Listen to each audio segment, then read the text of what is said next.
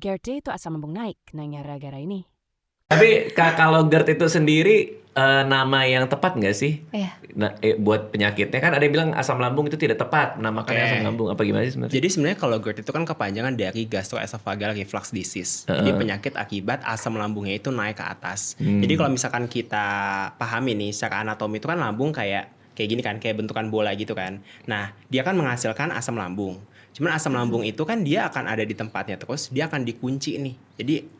Jadi lambung itu dia punya 2 kunci. Kunci bagian atas, kunci bagian bawah. Kalau kunci bagian bawah itu namanya sphincter pylorus, kalau bagian atas itu namanya laryngoesophageal sphincter.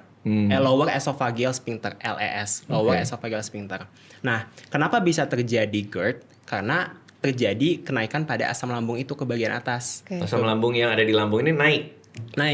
Oke. Nah, kenapa dia bisa naik? Satu, karena dia clearance-nya itu bermasalah, atau produksinya itu dia berlebihan. Jadi produksi asam lambung itu kan berjalan terus-menerus. Betul. Dia pasti akan clearance tuh di tubuh kita. Nah, clearance itu kan berdasarkan motilitas pergerakan dari lambungnya itu. Dia akan turun ke bawah, ke usus, dan lain-lain. Nah, kalau misalkan dia clearance-nya bermasalah, berarti kan numpuk tuh di bagian lambung. Ya kan? Numpuk di bagian lambung, otomatis dia bakal bisa naik ke atas. Gitu. Artinya asam lambung GERD itu asam lambung yang naik ke atas. Tapi dia naik ke atasnya itu penyebabnya bermacam-macam. Either dia dikelirinnya lama sehingga dia kemungkinan naiknya lebih tinggi, atau mungkin ada masalah-masalah lain kayak misalnya ini klep lambungnya, atau itu bisa juga. Iya, jadi tadi balik lagi prinsipnya. Kalau misalkan lambung itu kan dia akan terus memproduksi asam